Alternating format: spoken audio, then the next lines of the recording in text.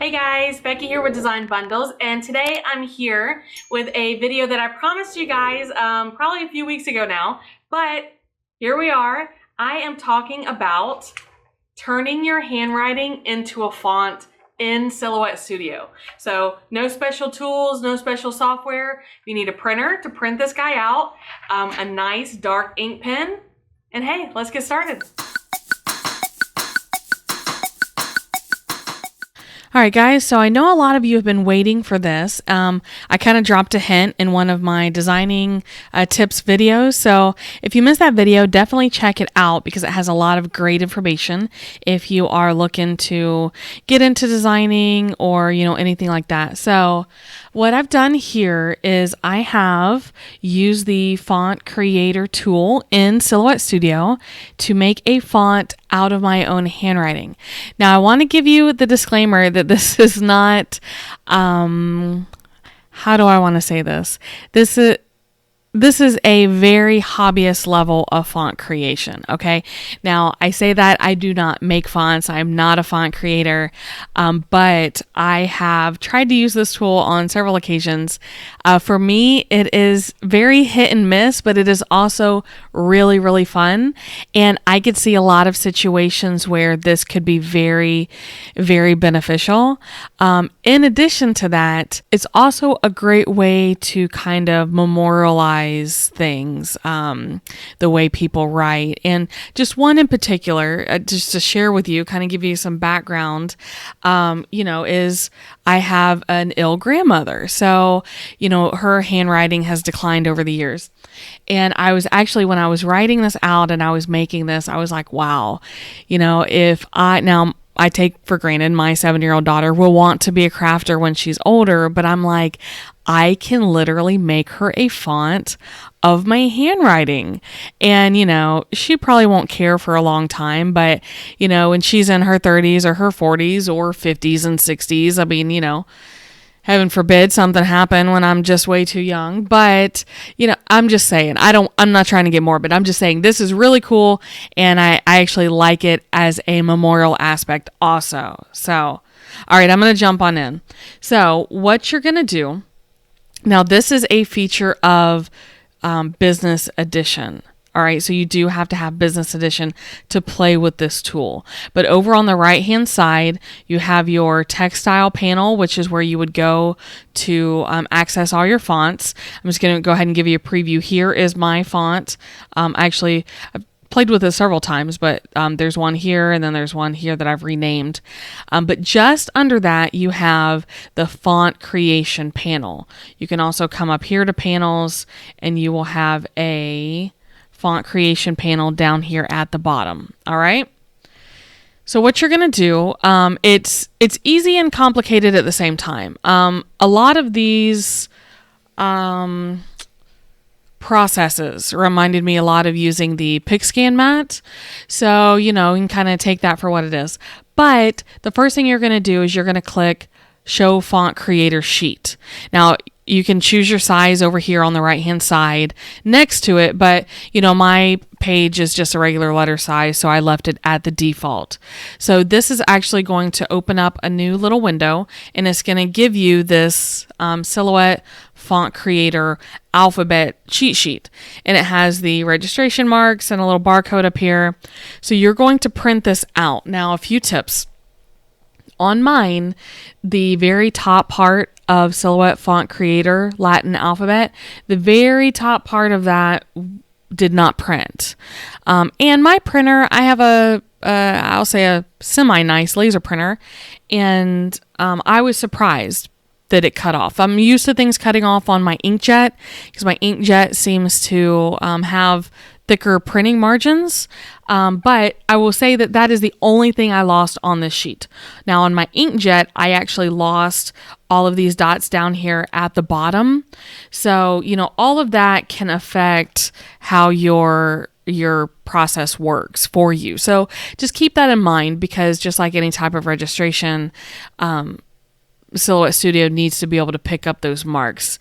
Now you can also choose an A4. And let's look at that font creator sheet. So A4 actually brings it down a little bit. Does that make sense? Like it looks smaller. So I will probably play with that a little later on and just see.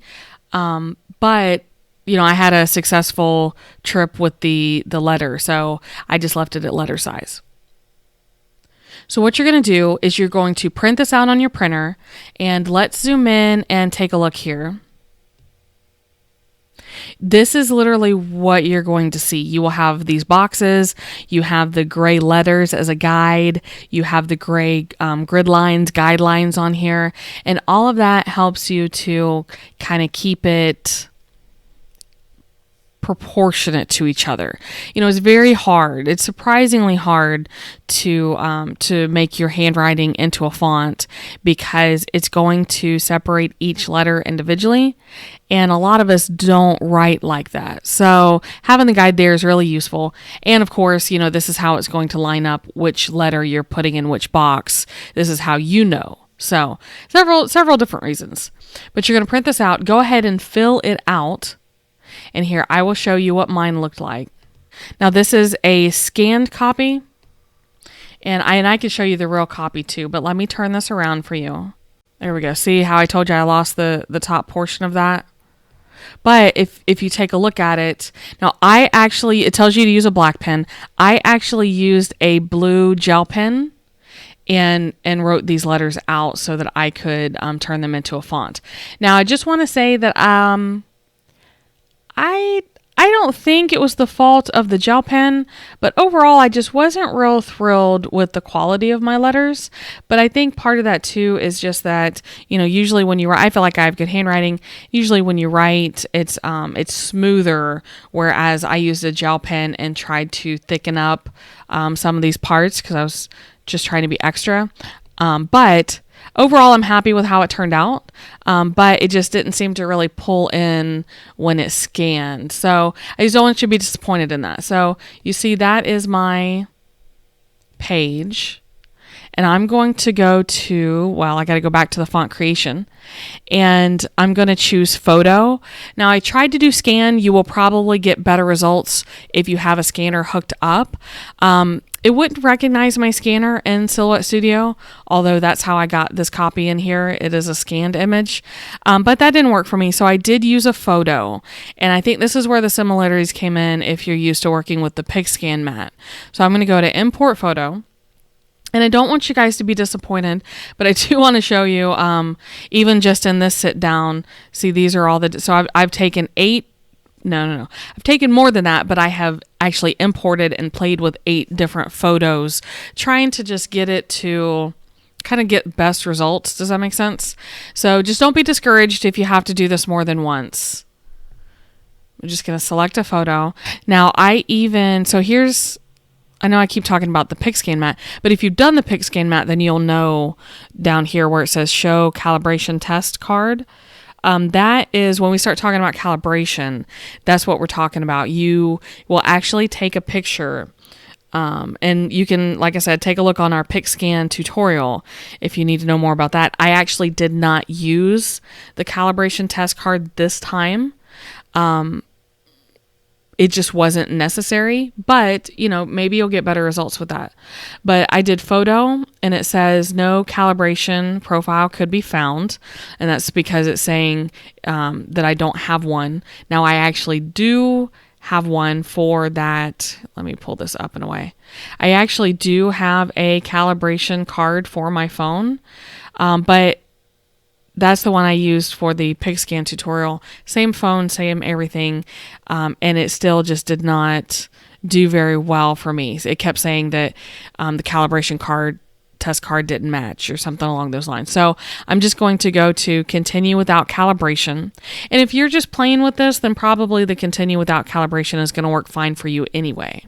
Okay, so what it does is it brings in your letters. And do you see, so this is the original icon we were on. It jumps over to the next icon, which is your digital font creation. And these are the lists. That's the one that I saved. And then these 2 up here are other ones that I was playing with. But I just wanted to show you, do you see how it picked up the corners of my boxes? That happened literally with with every photo that I took and scanned. So what I had to do, and I mean, in reality, it didn't take that long, but just be prepared for this part. This is not like a quick, I'm going to fill this out, upload it, and we're going to be good to go. This is, a time investment for you. All right. So what you do is you actually click on your glyph, your letter, and you hit edit glyph. And it will bring you to more or less a preview panel of what it has imported as your letter. And if you have anything on here that shouldn't be here, you can right click, release your compound path, delete that part out, and you're going to come back and you are going to remake the compound path. Now, I told myself, I said, Becky, if you're going to do this for all of these letters, then you really need to line up your font as best you can. So I actually manually, do you see how the top of my A is now highlighted in blue where it lines up with that line? All right, that's a guideline. And I was like, okay, well, let's go ahead, and I made it to where, see how the bottom of my A lines up with this guideline down here. And then I came up here to my alignment shortcut menu and I just centered it. Okay. So that way I literally went through every letter and I did this process, and I used this guideline right here. Let me see, not the first one down, the second one from the top. I used that guideline for the top of my capital letters. The next one down, I used for the top of my lowercase letters. Then I used this for the bottom line, like my writing line. And then if I had any characters that had tails like Y's or G's, then I used this as my final guideline at the bottom. So after you do all that, you just hit Save Glyph, and you'll notice it updates your preview right here. And you literally just go through letter by letter and you'll take care of this. Now, they don't, for some reason, it does not light up. See how the middle of my A doesn't match like it does here? I'm not sure why that is, but I will say that when I was done, even though they still looked that way, all of my letters were just fine at the end of the day.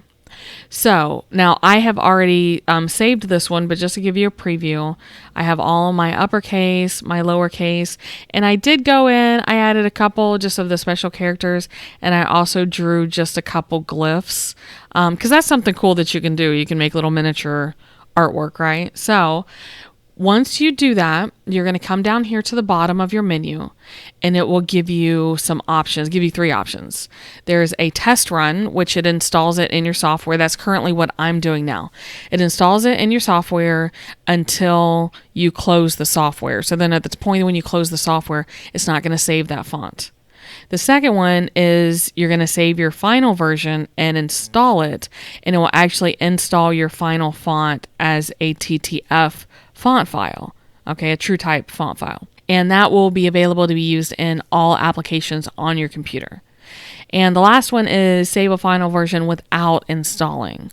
I'm going to imagine if you were maybe doing that to help somebody or to send to somebody or something along those lines. Like I'm not quite sure why you'd go to this much trouble and not install it on your computer. But so once you do that, I'm just going to do test run again. Now I already have the test run version, but once you do that, it's going to do its thinking, and then it will come in and tell you, hey, this has been added to your computer. All right, so there we go. And you can see it'll say Becky's Handwriting 2, right? Okay, so we'll hit OK, and let's come back into our text style panel, and let's go back. There we go. So we will slide this guy over, and let's create some new text. So I'm going to come over to my left, click on my A, and I can type out hello. Let's make it larger so you can see. Okay, and that is Becky's Handwriting. Now I did the 01 Becky's Handwriting just because I wanted it to be at the top. So that's something to keep in mind when you're choosing a name. Otherwise you're going to have to scroll through and find it, which in reality is not that big of a deal. But you know, if you were looking for it and you wanted to find it quickly, that's how you would do that. I also noticed, obviously you guys are noticing too, that it did not kern my letters very well. And so I thought, well, I'll just reduce the character spacing, and that doesn't work super well either. And I'm not sure if and this is where I was talking about, this is like on a hobbyist level. Like this isn't a sophisticated enough tool where you're like going to make fonts professionally or anything, but it's kind of a neat thing to test out, like we talked about for the memorial things, or if I just want my handwriting, or I can just, come in here and do some special effects. But it's really the equivalent, you could draw something with Sharpie, take a picture of it and trace it, right? So then, and that's basically what it's doing, is it's tracing your letters and then just putting them into a font format for you. So anyway, I'm going to ungroup, and I'm just going to move them using the arrows on my keyboard until they overlap. And then of course you can right click and weld them together. And you literally have your handwriting, or whatever handwriting you have put onto your sheet and imported. And you have that there now, and it is yours forever and ever. And because you created it, it's something that you can kind of add to your little crafting arsenal. I always love being able to be like, oh, hey, maybe I don't use that all the time, but I know how to. So, all right, guys. Well, that is all I have for you on creating your own font in Silhouette Studio. So, guys, how do you feel? Are you ready to tackle making your own font? Okay. Now, of course, we've been talking about handwriting this, handwriting that. If you're a doodler, this is really, really cool. Obviously, this probably has a little bit of my handwriting in it, but I actually spent a lot of time trying to put together a decent looking font for myself. So pretty exciting stuff, but just be prepared that this could easily turn into a new obsession if you're somebody who enjoys that type of doodling and making new things. And I just feel like there are so many different ways that you could use this tool. So if you have any questions or comments, make sure you leave those down below. Of course, I really appreciate you guys stopping by. If you liked the video, if you enjoyed it and learned a few things, make sure you give us that like, make sure you subscribe, share with a friend, because if you've got Silhouette Studio, this is something that you're going to want to try out at least one time. So thanks again, guys. I do really appreciate it, and we'll see you next time.